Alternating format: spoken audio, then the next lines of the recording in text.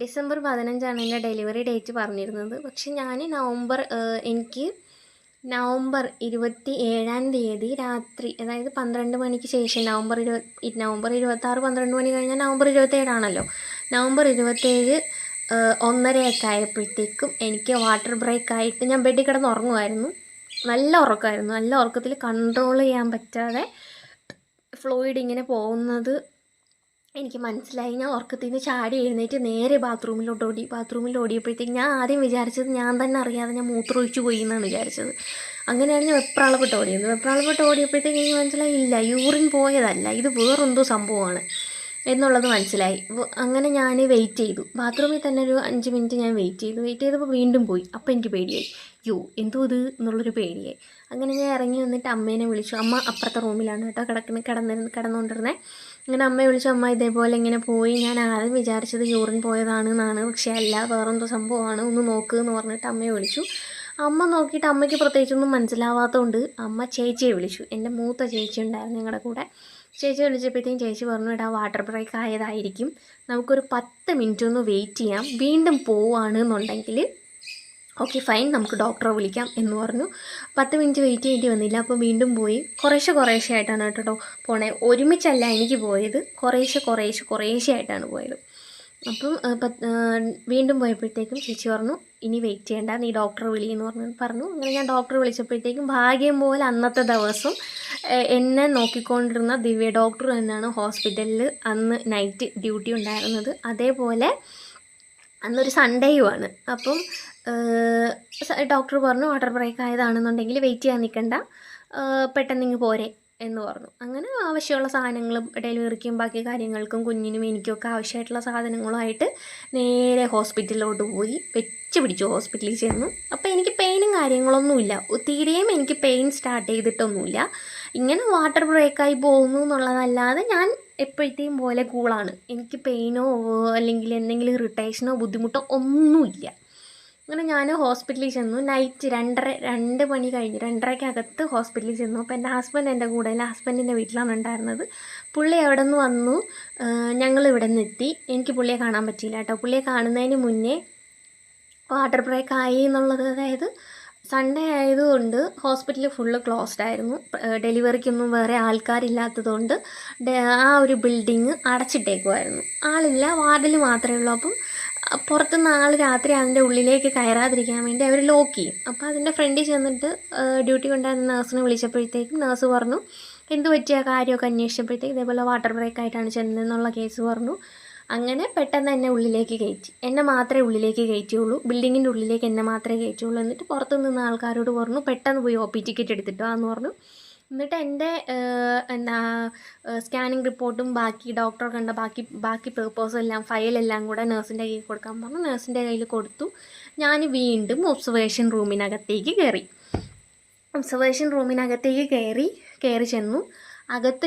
ചെന്നപ്പോഴത്തേക്കും ഞാൻ ഒരു half portion വരുന്ന ഒരു ടോപ്പ്, അതായത് ഒരു ഫ്രോക്ക് പോലൊരു സംഭവം, ലൈൻ ടോപ്പ് പോലത്തെ ഒരു സാധനമാണ് ഇട്ടിരുന്നത്. അപ്പം ഞാൻ ഉള്ളിലേക്ക് കയറി ചെന്നപ്പോഴത്തേക്കും ഡെലിവറി റൂമിലോ ഒബ്സർവേഷൻ റൂമിലോ ഒന്നും ഒരു മനുഷ്യ കുഞ്ഞില്ലായിരുന്നു. സൺഡേ ആയതുകൊണ്ടാണെന്ന് തോന്നുന്നു. അന്ന് ഇനി പ്രസവിക്കാൻ ആരും ഇല്ലാത്തത് എന്താണെന്ന് എനിക്കറിയാൻ വയ്യ. ചിലപ്പോൾ ഡേറ്റ് അന്ന് ആർക്കും ഉണ്ടായിരുന്നിട്ടുണ്ടാകത്തില്ല. ഒരു മനുഷ്യനില്ലായിരുന്നു, ഞാൻ മാത്രമേ ഉണ്ടായിരുന്നുള്ളൂ. സത്യം പറഞ്ഞാൽ ഇപ്പം ഞാനത് ആലോചിക്കുമ്പോഴത്തേക്ക് എനിക്ക്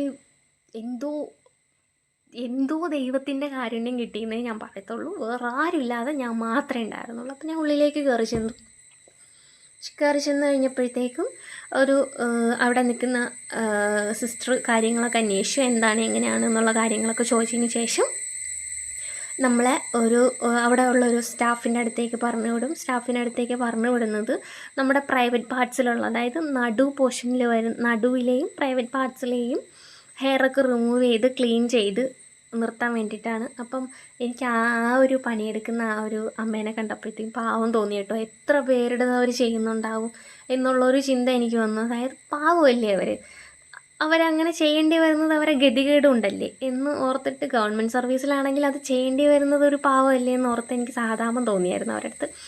അപ്പോൾ അത് കഴിഞ്ഞ് പ്രൈവറ്റ് പാർട്സിലേക്ക് ഹെയറൊക്കെ റിമൂവ് ചെയ്ത് സെറ്റ് ചെയ്തു. അപ്പോൾ അത് കഴിഞ്ഞിട്ട് നമുക്ക് ഒരു എന്താ പറയുക, ജെംസിൻ്റെ മുട്ടായിയുടെ 4/1 വരുന്ന ആ ഒരു സൈസിൽ വരുന്ന ഒരു ടാബ്ലറ്റാണ് നമുക്ക് പെയിൻ വരാൻ വേണ്ടി തരുന്നത്. എനിക്ക് പെയിൻ ഇല്ല. അപ്പോൾ അവരെൻ്റെ അടുത്ത് ചോദിച്ചു പെയിൻ ഉണ്ടോ മോളെ എന്ന് വെച്ചപ്പോഴത്തേക്ക് ഞാൻ പറഞ്ഞു ഇല്ല ആൻറ്റി, ഞാൻ ഓക്കെയാണ്, സെറ്റാണ് എന്ന് പറഞ്ഞു. അപ്പോൾ ആൻറ്റി പറഞ്ഞു ഈ ടാബ്ലറ്റ് കഴിക്ക് എന്ന് പറഞ്ഞിട്ട് ഒരു ഗ്ലാസ്സിൽ കുറച്ച് ചൂടുവെള്ളവും തന്നു, ടാബ്ലറ്റും തന്നു. ഞാൻ കഴിച്ചിട്ട് ആൻറ്റി എൻ്റെ അടുത്ത് പറഞ്ഞു എടാ പുറത്ത് നിൽക്കുന്നത് ആരൊക്കെയാണെന്ന് എൻ്റെ അടുത്ത് ചോദിച്ചപ്പോൾ ഞാൻ പറഞ്ഞു അമ്മയും ഹസ്ബൻഡും. അമ്മയാണ് എൻ്റെ കൂടെ വന്നത്, അമ്മയും ചേച്ചിയാണ് വന്നത്, ഹസ്ബൻഡിൻ്റെ വീട്ടുകാരും എത്തിയിട്ടുണ്ടാവും, അവർ തൊട്ടടുത്താണെന്ന് പറഞ്ഞു. അങ്ങനെ ആ ആൻറ്റി ഞാൻ കൂളാവാൻ വേണ്ടിയിട്ടായിരിക്കണം ഞാൻ പഠിച്ചത് എന്താണ്, എൻ്റെ വീട് എവിടെയാണ്, എൻ്റെ ഹസ്ബൻഡിന് എന്താണ് ജോലി, ഞാൻ ഓക്കെ ആണോ, എൻ്റെ ഈ ഒരു 9 മാസത്തെ ജേണി എങ്ങനെ ഉണ്ടായിരുന്നു എന്നുള്ള കാര്യങ്ങളൊക്കെ എൻ്റെ അടുത്ത് ചോദിച്ചു. അപ്പോൾ ഞാനതൊക്കെ ഭയങ്കര ഹാപ്പി ആയിട്ട് ഇങ്ങനെ പറഞ്ഞുകൊണ്ടിരുന്നു. ഇത് കഴിഞ്ഞിട്ട് ഞാൻ ഇട്ടിരുന്ന ഡ്രസ്സിനെ മാറ്റണം.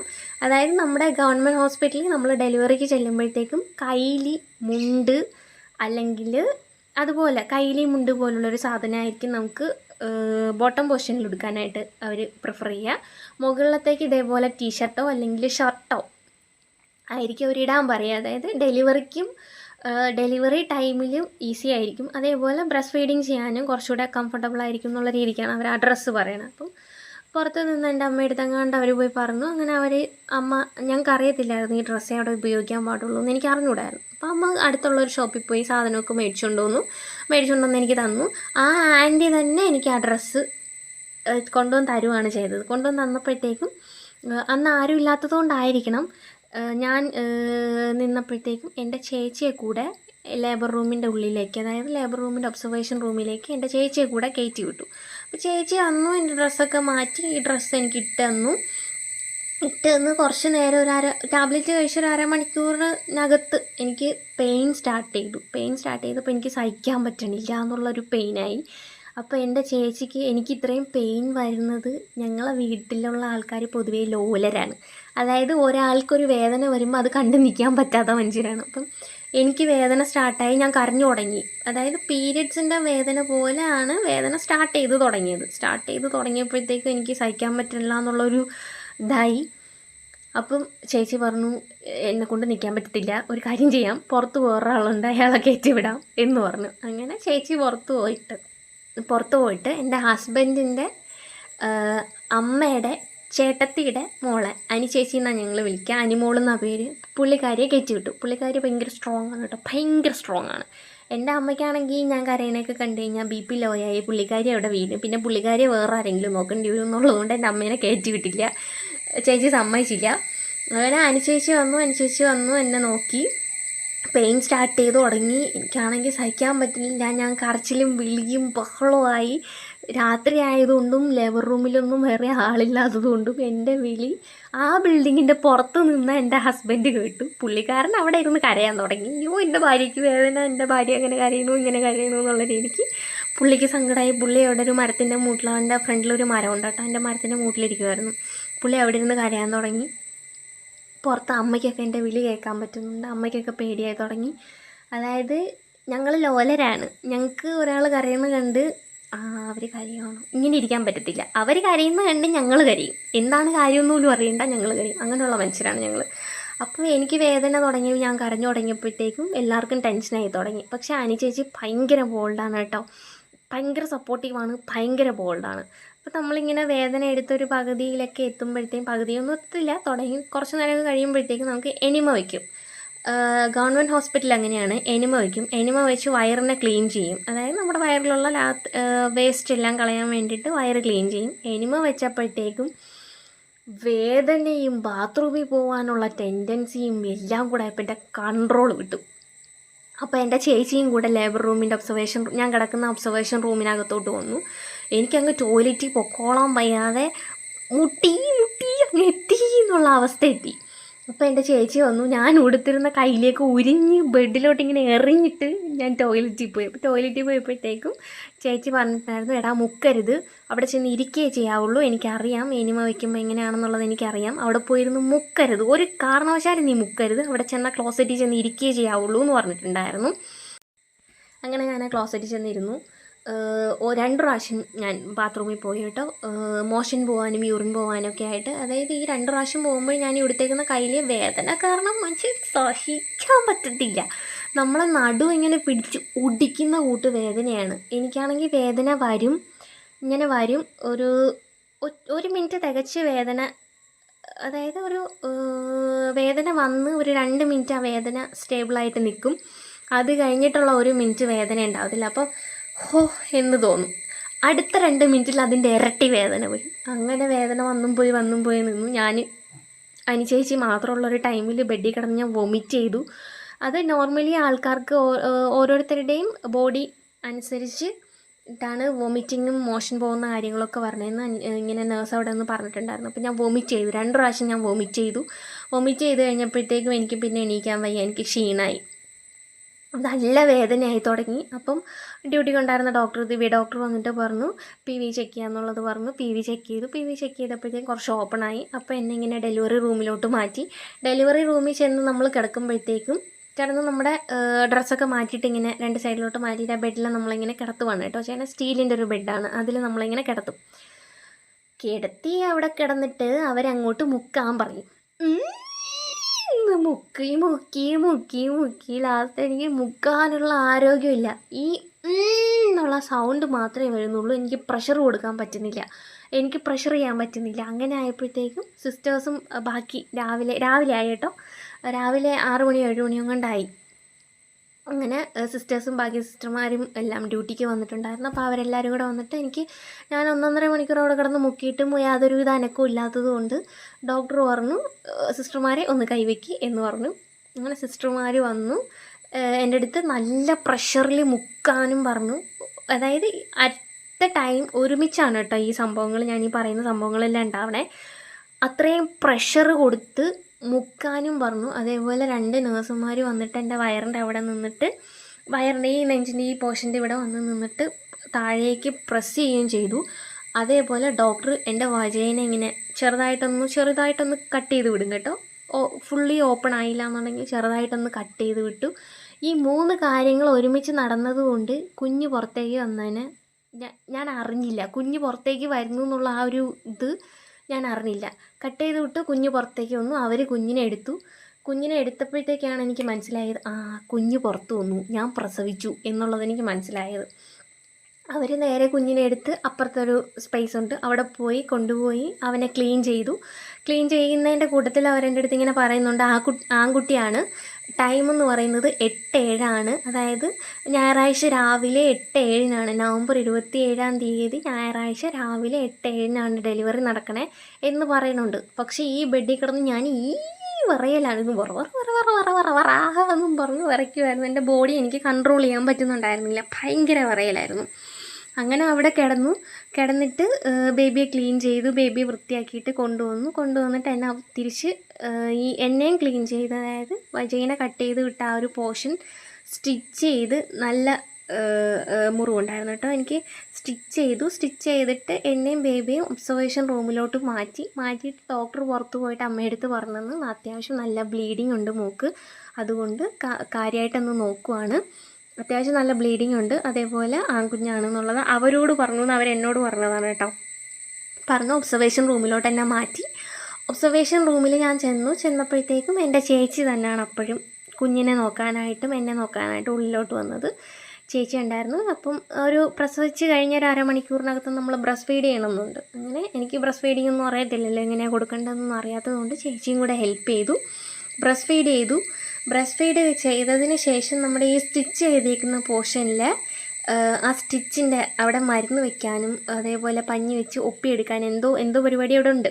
അത് ചെയ്യാൻ വേണ്ടിയിട്ട് നേഴ്സുമാർ വന്നിട്ട് ചെയ്യുമ്പോഴത്തേക്കും സ്വർഗം കാണുമെന്നൊക്കെ പറഞ്ഞു കഴിഞ്ഞാൽ കണ്ടിരിക്കും, ആ ഒരവസ്ഥയാണ്.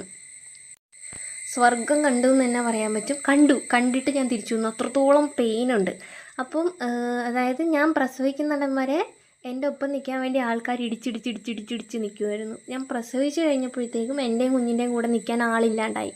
ആളെന്നുണ്ടായെന്ന് പറഞ്ഞു കഴിഞ്ഞാൽ എൻ്റെ ചേച്ചിക്ക് അന്ന് മോന് 4 വയസ്സാണ്. അപ്പോൾ അവനെ ഒറ്റയ്ക്ക് അവൻ്റെ അബ്ബൂൻ്റെ കൂടെ വീട്ടിലാക്കിയിട്ടാണ് വന്നത്. അപ്പോൾ മോനെ നോക്കണം, അതേപോലെ ഞങ്ങൾ തിരിച്ച് ചെല്ലുമ്പോഴത്തേക്കും ഞങ്ങൾക്ക് റൂം സെറ്റ് ചെയ്യണം, അതേപോലെ ഞങ്ങൾക്ക് കഴിക്കാനുള്ള ഫുഡും കാര്യങ്ങളൊക്കെ ആക്കണം എന്നുള്ളതുകൊണ്ട് ചേച്ചി നേരെ വീട്ടിൽ പോയി. ചേച്ചി ഉറക്കം ഒഴിഞ്ഞിരുന്നത് കൊണ്ട് ചേച്ചിയും പറഞ്ഞ് നേരെ വീട്ടിൽ വിട്ടു. പിന്നെ എൻ്റെ അമ്മയാണ് കേട്ടോ പുറത്തുള്ള. അപ്പോൾ പുള്ളിക്കാരി അകത്തോട്ട് വന്നില്ല. പുള്ളിക്കാരി എന്നല്ല, എൻ്റെ ഇക്കച്ചിയുടെ ഉമ്മായും പുള്ളിക്കാരി അവർ പുറത്തുള്ള കാര്യങ്ങളിങ്ങനെ നോക്കിക്കൊണ്ടിരിക്കുകയാണ്. അതായത് പേ വാർഡ് എടുക്കണം, പേ വാർഡിലോട്ട് മാറണം എന്നുള്ള പരിപാടിയുടെ പുറകെ ഇങ്ങനെ പൊയ്ക്കൊണ്ടിരിക്കുകയാണ്. അപ്പോൾ ഞാനും കുഞ്ഞും മാത്രമേ ഒബ്സർവേഷൻ റൂമിലുണ്ടായിരുന്നുള്ളൂ. അപ്പം ഇടയ്ക്ക് വെച്ച് കുഞ്ഞ് കരയാൻ തുടങ്ങിയപ്പോഴത്തേക്കും എടുക്കണമല്ലോ കുഞ്ഞിനെ. ഇത്രയും സ്റ്റിച്ച് ചെയ്ത് ഡെലിവറിയും കഴിഞ്ഞ് വന്ന് കിടന്നിട്ട് 1.5 മണിക്കൂറേ ആവണുള്ളൂ.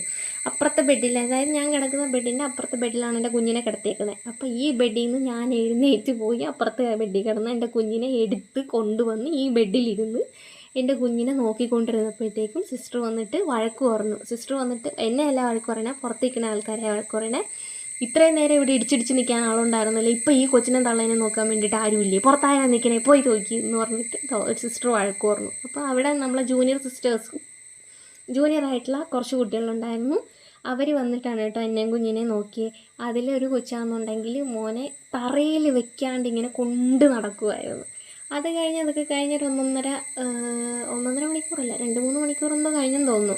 കഴിഞ്ഞപ്പോഴത്തേക്കും എന്നെ പേ വാർഡിലോട്ട് മാറ്റി. നമ്മൾ മറ്റേ വീൽ ചെയറിൽ ഇരുത്തിയിട്ട് പേ വാർഡിലോട്ട് മാറ്റി. അവിടെ വലിയ കുഴപ്പമൊന്നും ഉണ്ടായിരുന്നില്ല. സിസ്റ്റർമാർ ഡെയിലി വന്ന് നോക്കും, വന്ന് നോക്കി പോവും, വരും, നോക്കും, പോവും. ആ ഒരു പരിപാടിയായിരുന്നു. ഷുഗർ ലെവലൊക്കെ ടെസ്റ്റ് ചെയ്തു, ബേബിക്ക് വാക്സിനും കാര്യങ്ങളൊക്കെ എടുത്തു. നമ്മൾ ഗവൺമെൻറ് ഹോസ്പിറ്റൽ, പ്രൈവറ്റ് ഹോസ്പിറ്റൽ എങ്ങനെയാണെന്ന് എനിക്കറിയില്ല. ഗവൺമെൻറ് ഹോസ്പിറ്റലിൽ നിന്ന് നമ്മളെ ഡിസ്ചാർജ് ചെയ്ത് വിടണം എന്നുണ്ടെങ്കിൽ നമുക്ക് കൃത്യമായിട്ട് 3-ാമത്തെ ദിവസം മോഷൻ പോയിട്ടുണ്ടായിരിക്കണം. കൃത്യമായിട്ട് മോഷൻ പോയാൽ മാത്രമേ നമ്മളെ ഡിസ്ചാർജ് ചെയ്യുള്ളൂ. അതേപോലെ തന്നെ നമ്മൾ ഡെലിവറിക്ക് കയറുന്ന ടൈമിൽ നമ്മുടെ കൂടെ ആ ഒരു ഡെലിവറി റൂമിൻ്റെ അകത്ത് നമ്മളെ കൂടെ ഒരു മനുഷ്യൻ, നമുക്ക് അന്ന് വരെ അറിയുന്ന ഒരു മനുഷ്യരും നമ്മുടെ ഒപ്പം ഉണ്ടാകത്തില്ല. നമ്മൾ ഒറ്റയ്ക്ക് ഉണ്ടാകത്തുള്ളൂ. അന്ന് വരെ നമ്മളെ നോക്കിയ ഡോക്ടർ തന്നെ ആവണം എന്നില്ല നമ്മുടെ പ്രസവം എടുക്കുന്നത്. അങ്ങനെ ഒത്തിരി കാര്യങ്ങൾ ഗവൺമെൻറ് ഹോസ്പിറ്റലുണ്ട്. അപ്പം ഞാൻ ഇത്രയും കാര്യങ്ങൾ പറഞ്ഞതെന്ന് പറഞ്ഞു കഴിഞ്ഞാൽ, പ്രൈവറ്റ് ഹോസ്പിറ്റലിൽ നമുക്ക് പൈസ കൊടുത്തു കഴിഞ്ഞാൽ നമ്മുടെ ഒപ്പം നമ്മുടെ പാരൻസിനെയോ നമുക്ക് വേണ്ടപ്പെട്ട എല്ലാവരെയും നമുക്കൊപ്പം നിർത്താൻ പറ്റും. പക്ഷേ ഒരിക്കലും ഗവൺമെൻറ് ഹോസ്പിറ്റലിൽ അങ്ങനെയല്ല. ഗവൺമെൻറ് ഹോസ്പിറ്റലിൽ നമ്മൾ ആരുടെയും സപ്പോർട്ടില്ലാതെ നമ്മൾ ഒറ്റപ്പെട്ടൊരു സ്ഥലത്ത് ചെന്ന് ഇത്രയും വേദന സഹിച്ച് അവിടെ ചിലപ്പം ഡ്യൂട്ടിക്ക് നിൽക്കുന്ന സിസ്റ്റർമാർ നമ്മളെ വഴക്ക് പറയാൻ ചിലപ്പോൾ. അപ്പോൾ അവരുടെയൊക്കെ വഴക്ക് കേട്ട് ഇത്രയും സ്ട്രഗിൾ നമ്മൾ ചെയ്യുന്നത് ഒറ്റയ്ക്കാണ് ചെയ്യുന്നത്. ഒറ്റയ്ക്ക് നമ്മൾ ഇത്രയും സ്ട്രഗിൾ ചെയ്ത് ബേബി പുറത്ത് വന്നാലും നമ്മൾ ഇപ്പോൾ വാർഡിലോട്ടാണ് മാറ്റുന്നതെന്നുണ്ടെങ്കിൽ വാർഡിൽ ഒരാൾക്ക് നിൽക്കാൻ പറ്റത്തുള്ളൂ. നമ്മുടെ അമ്മയായിരിക്കും നിൽക്കുക, അല്ലെങ്കിൽ നമ്മുടെ അമ്മായിയമ്മയായിരിക്കും നിൽക്കുക. നമുക്ക് ഈ ഹോസ്പിറ്റലിൽ നിന്ന് ഡിസ്ചാർജായി വരുന്ന ടൈമിൽ മാത്രമേ നമുക്ക് നമ്മുടെ ഹസ്ബൻഡിനെ കാണാൻ പറ്റുള്ളൂ. ഹസ്ബൻഡിനെ നമുക്ക് അപ്പോഴും മാത്രമേ കാണാൻ പറ്റുള്ളൂ. ഞാൻ പേ വാർഡ് എടുത്തത് കൊണ്ട് ഒരു രാത്രി എനിക്ക് എൻ്റെ ഹസ്ബൻഡിൻ്റെ ഒപ്പം നിൽക്കാനും പറ്റി. അതേപോലെ ഹസ്ബൻഡിന് വന്ന് എന്നെ എൻ്റെ കുഞ്ഞിനെ കണ്ടിട്ട് പോകാനുള്ളൊരു സ്പേസും കിട്ടി. വാർഡിലാണ് കിടക്കുന്നതെന്നുണ്ടെങ്കിൽ അവിടെ ആണുങ്ങൾക്ക് കയറാൻ പറ്റത്തില്ല, പെണ്ണുങ്ങൾക്ക് മാത്രമേ ആ വാർഡിൽ കയറാൻ പറ്റത്തുള്ളൂ. വാർഡെന്ന് പറയുമ്പോൾ അറിയാമല്ലോ, 10-20 പേര് ഒരുമിച്ച് കിടക്കുന്ന സ്ഥലമായിരിക്കും. അപ്പോൾ അവിടെ ഒരൊറ്റ ആൾക്ക് മാത്രമേ നമ്മുടെ കൂടെ കയറാനായിട്ട് പറ്റത്തുള്ളൂ. അപ്പം ഞാൻ പറയുന്ന ഒരു കാര്യം എന്ന് പറയുന്നത്, പ്രൈവറ്റ് ഹോസ്പിറ്റലിൽ പ്രസവിക്കുന്നവർക്ക്, ഇപ്പോൾ ദിയ കൃഷ്ണയുടെ വീഡിയോ കണ്ടാലും അവർക്ക് വേണ്ടപ്പെട്ട എല്ലാവരും, അച്ഛനൊഴികെ ബാക്കി എല്ലാവരും അവരുടെ ഒപ്പം ആ ഡെലിവറി ടൈമിൽ അവരുടെ കൂടെ ഉണ്ടായിരുന്നു. ആ പെയിൻ കാണാനായാലും, അവർക്ക് ഫുഡ് എടുത്ത് കൊടുക്കാനായാലും, അവരെ ഹെൽപ്പ് ചെയ്യാനായാലും, വയറ് തടവി കൊടുക്കാനായാലും, നടു തടവി കൊടുക്കാനായാലും, കുഞ്ഞ് പുറത്ത് വരുന്ന കാണാനായാലും എല്ലാവരും ഒപ്പം ഉണ്ടായിരുന്നു. പക്ഷേ ഗവൺമെൻറ് ഹോസ്പിറ്റലിൽ പ്രസവിക്കുന്ന ആൾക്കാർക്ക് ആരും ഉണ്ടാകത്തില്ല സ്വന്തമായിട്ട്. ഇപ്പം ഞാൻ പ്രസവിക്കാൻ ചെന്ന് കഴിഞ്ഞാൽ ഞാൻ ഒബ്സർവേഷൻ റൂമിൽ കിടക്കുക, ഒബ്സർവേഷൻ റൂമിൽ നിന്ന് ഡെലിവറി റൂമിലേക്ക് ചെല്ലുക, അവിടെ പ്രസവിച്ച് എന്നെയും കുഞ്ഞിനെയും ഇപ്പുറത്തെ റൂമിൽ കൊണ്ടുവന്നാക്കും. അവിടെ നിന്ന് വാർഡിൽ പോകുമ്പോഴോ അല്ലെങ്കിൽ പേവാടി പോകുമ്പോഴോ മാത്രമേ എനിക്ക് വേണ്ടപ്പെട്ട ആൾക്കാരെ എനിക്ക് കാണാൻ പറ്റത്തുള്ളൂ. അതുവരെ ഞാൻ ഒറ്റയ്ക്ക് തന്നെ കാര്യങ്ങൾ ചെയ്യേണ്ടി വരും. അപ്പോൾ ഈ പ്രൈവറ്റ് ഹോസ്പിറ്റലിൽ പ്രസവിക്കുന്ന ആൾക്കാരെ മാത്രമേ അവരുടെ പ്രസവം മാത്രമേ നിങ്ങൾക്ക് എക്സ്പീരിയൻസ് ചെയ്യാൻ പറ്റുന്നുള്ളൂ. ഗവൺമെൻറ് ഹോസ്പിറ്റലിൽ ഒരാളെപ്പോലും കൂടെ കയറ്റാത്ത സ്ഥിതിക്ക് നമുക്ക് ഫോൺ കൊണ്ട് വീഡിയോ എടുത്ത് മറ്റുള്ളവരെ കാണിക്കാൻ പറ്റത്തില്ല. അവിടുത്തെ എക്സ്പീരിയൻസ് എന്താണെന്ന് നമുക്ക് കാണിക്കാനേ പറ്റത്തില്ല. അതിനെക്കുറിച്ച് നമുക്ക് ചിന്തിക്കാനേ പറ്റത്തില്ല.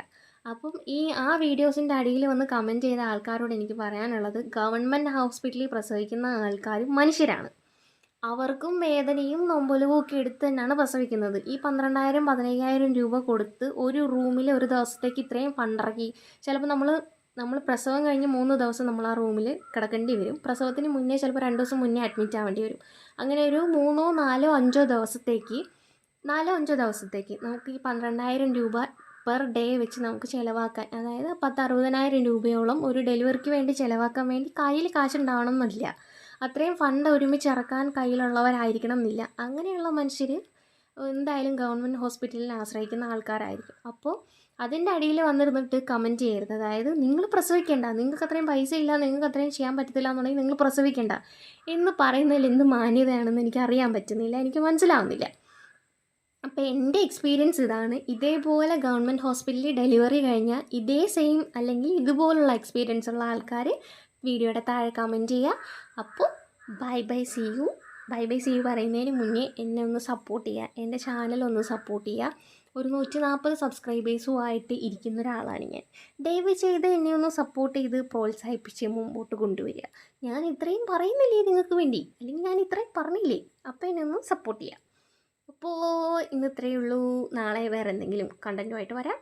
അപ്പോൾ ബൈ സീ യു.